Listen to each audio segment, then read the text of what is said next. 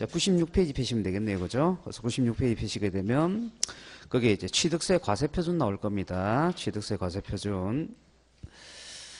자, 그래서 오늘 이제 취득세 전반적인 내용 다 보고요. 그 다음에 이제 등록 면허세도 이제 보도록 하겠습니다.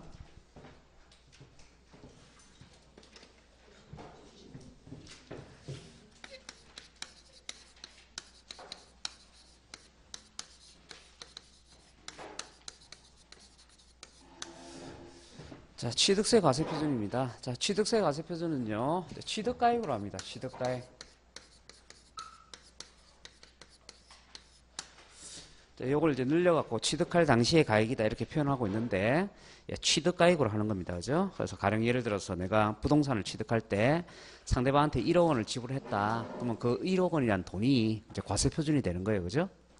자, 그런데 이 과세표준을 이제 취득가액으로 하는데요. 이 취득가액을 이제 금전으로 산정해야 되지 않습니까? 그죠?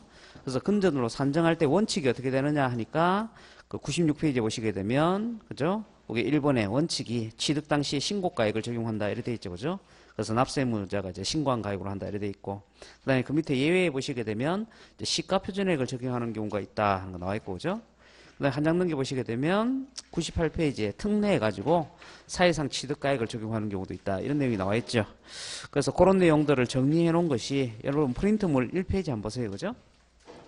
그 프린트물 보시게 되면은 거기 맨 처음에 이제 세율에 대한 내용이 이제 나와 있을 거고요. 거기 한 장 넘겨보시게 되면 거기 이제 1페이지에 그죠? 예, 취득세 과세표준이라고 나올 겁니다. 자, 그래서 취득세 과세표준은 취득가액으로 하는데 그 산정 원칙이 일단 납세무자가 신고한 가액으로 한다. 그 얘기입니다. 그죠? 왜냐하면 취득세라는 세금은요. 납세무자가 직접 세금을 계산해서 과세관청에 신고하는 세금이죠. 그러니까 당연히 과세표준도 납세무자가 신고하는 금액을 하는 것이 원칙이다. 그 얘기입니다. 그 대신에 시가표준을 하는 경우가 있어요. 그래서 시가표준이라는 것은 과세관청에서 그죠? 그 재산에 대해서 금액을 정해놓은 거죠. 그죠? 이미 정해놓은 금액을 우리가 시가표준을 하는데, 그래서 어떨 때 하느냐, 이러니까 그 5가지가 나와 있습니다. 그거 외워두시면 됩니다. 그래서 신고가 없을 때, 신고 X 해놨죠? 신고가액의 표시가 없을 때, 신고가액이 시가표준보다 적을 때, 그 다음에 무상취득과 교환의 경우, 그때는 시가표준으로 합니다. 그래서 그 5가지 이제 받으시면 되고, 자, 그리고 여기서 또 알 수 있는 것은 우리가, 그죠? 얼마에 취득했습니다라고 신고를 할 때는 반드시 시가표준보다 높게 신고를 해야 된다는 거예요. 만약 시가표준보다 낮게 신고하게 되면 그때는 시가표준으로 세금을 계산하게 되는 거고, 그리고 금액을 그죠?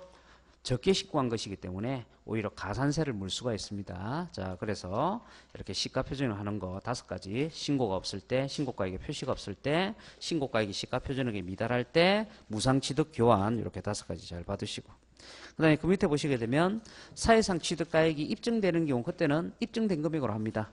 자, 그래서 사회상 취득가액이 입증되는 경우는 어떤 경우냐? 거기에 국외공판법 검증해서 6가지가 나와 있어요. 그래서 그거 외우셔야 됩니다. 자, 그래서 그 내용이 여러분 책 98페이지에 보시게 되면 거기에 특례에서 사회상 취득가액을 적용하는 경우 해가지고 첫 번째 동그라미 1번, 그죠? 동그라미 1번이 국가나 지방자치단체 또는 지방자치단체 조합으로부터 취득한 경우죠.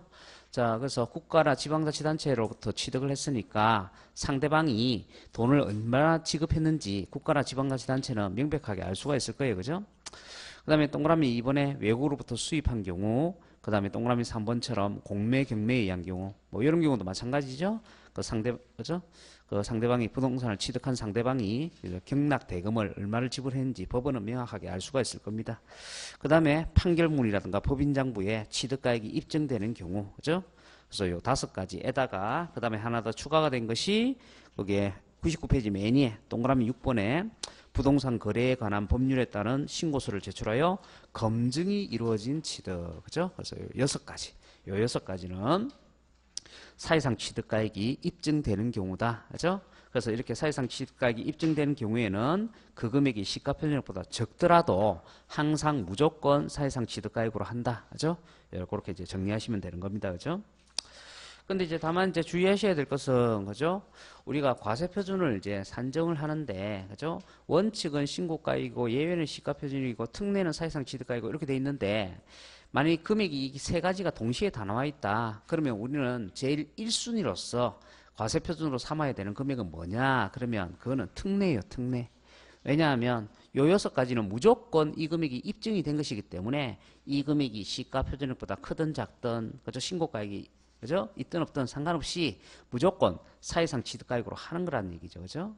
그 대신에 요 6가지에 해당되지 않을 경우, 이 6가지에 해당되지 않을 경우가 어떤 경우이냐? 주로 이제 개인간 매매죠. 개인간 매매로서 부동산 거래 신고 대상으로서 검증을 못 받았다. 그러면 그때는 신고가액으로 하는 거예요. 신고가액. 그리고 신고가액이 없다. 그러면 이제 어디로 가는 거예요? 이제 시가 표준으로 가는 거죠.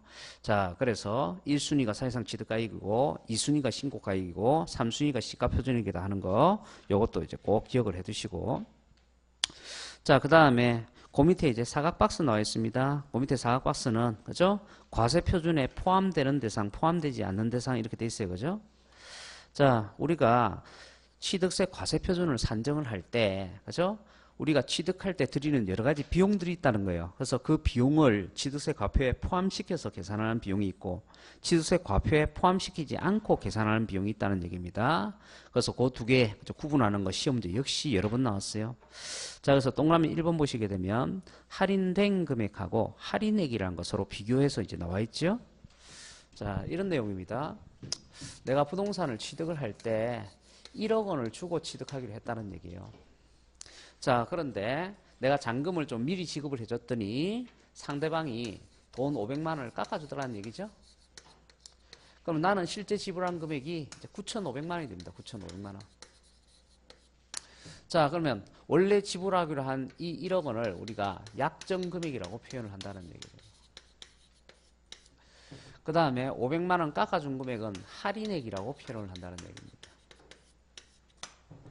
그리고 실제 지불한 9,500만 원을 우리가 할인된 금액이다 이렇게 표현한다는 얘기죠. 자, 그랬을 때 취득세 과세 표준은 어떤 금액으로 할 것이냐, 그죠? 약정 금액으로 하는 것도 아니고 할인액으로 하는 것도 아닙니다, 그죠? 그래서 할인된 금액을 과세 표준으로 하는 거다 그 얘기입니다, 그죠? 이제 그게 이제 동그라미 1번에 이제 나와 있는 내용이 되는 거고, 그 다음에 동그라미 2번에 보면은 이자가 나와요. 그래서 건설자금 이자라든가 할부이자, 연체이자 이런 거 나옵니다. 그래서 건설자금 이자라든가 그 다음에 할부이자, 그 다음에 연체이자, 다른 말로 연체료라고 얘기하죠. 근데 요거 말고도 대출이자도 있어요. 대출이자.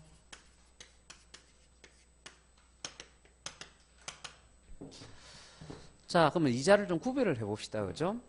건설자금 이자라는 것은 뭐냐 하면은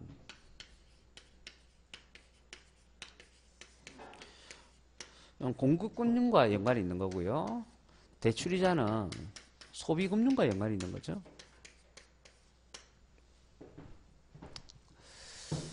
자, 우리가 돈을 빌릴 때요. 돈을 빌릴 때 건설회사가 아파트를 공급하기 위해서 돈을 빌리는 게 있고요. 그 다음에 이제 소비자가 아파트를 사기 위해서, 소비를 하기 위해서 돈을 빌린 게 있다고요. 자, 그러면 그 돈 빌리고 갚는 방법이 서로 정반대란 말이에요. 반대. 가령 예를 들어서 건설회사가 그죠? 아파트를 건설하기 위해서 이제 토지를 구입하면서 이제 건설회사로부터 이제 돈을 빌리잖아요. 그죠? 그러면 이 은행에서 건설회사한테 돈을 한목에 다 안 빌려줘요. 한목에 다 안 빌려주고 아파트가 완공되는 정도에 따라서 돈을 여러 번 나눠서 빌려줍니다. 그런 다음에 아파트가 다 완공이 되잖아요. 그래서 그걸 다 분양을 하잖아요. 그럼 그 분양 대금을 받아가지고 돈을 한목에 다 갚아요. 자, 그래서 우리가 공급금융 같은 경우는 돈을 여러 번 나눠서 빌려가지고 갚을 때는 한목에 다 갚는다는 얘기예요. 근데 그 대신에 소비금융 같은 경우, 가령 예를 들어서 우리 소비자가 아파트를 이제 살 때는요, 돈을 빌릴 때 어떻게 빌리냐면 돈을 한목에 다 빌려요. 한꺼번에. 그런 다음에 갚을 때 어떻게 갚아요? 조금씩 나눠서 갚죠. 예. 그래서 돈 빌리고 갚는 방법이 서로 반대가 돼요. 반대. 그러다 보니까 취득세 과세 표준에 포함시키냐 포함시키지 않느냐 하는 것도 서로 반대가 됩니다. 반대. 그래서 가령 예를 들어서 개인 사업자나 법인 사업자다. 그러면 개인 사업자든 법인 사업자든 부동산을 공급할 때, 그죠? 내가 은행에 돈 빌려가지고 이제 지급하는 이자 있죠? 요거 전부 다 취득세 과세 표준에 포함을 시켜서 신고를 해야 된다. 그 얘기예요. 그 대신에, 그죠? 소비금융, 그죠?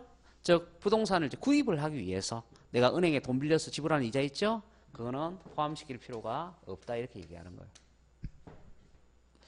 자, 그 다음에요. 우리가 할부이자하고 연체료. 할부이자와 연체료는 우리가 선분양 제도를 채택하고 있기 때문에 나타나는 이자죠.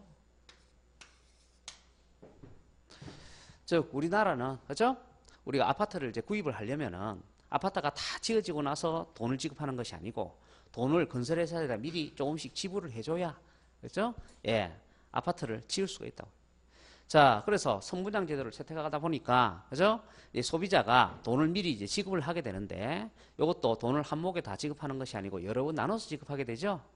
자, 그러면 돈을 여러 번 나눠서 지급하게 되니까 이자를 거기에 그죠? 돈을 할부로 지급하게 되니까 거기에 따른 이자를 지급해야 될 거 아닙니까? 그죠? 자, 그게 이제 할부이자라는 얘기고, 그 다음에 연체료라는 것은 돈을 여러 번 나눠서 지급하다 보니까, 그죠? 내가 중도금 지급해야 될 날짜에 중도금을 제대로 지급을 못하게 되면 거기에 따른 이자도 역시 발생이 된다는 얘기예요. 그게 바로 연체료라는 얘기입니다.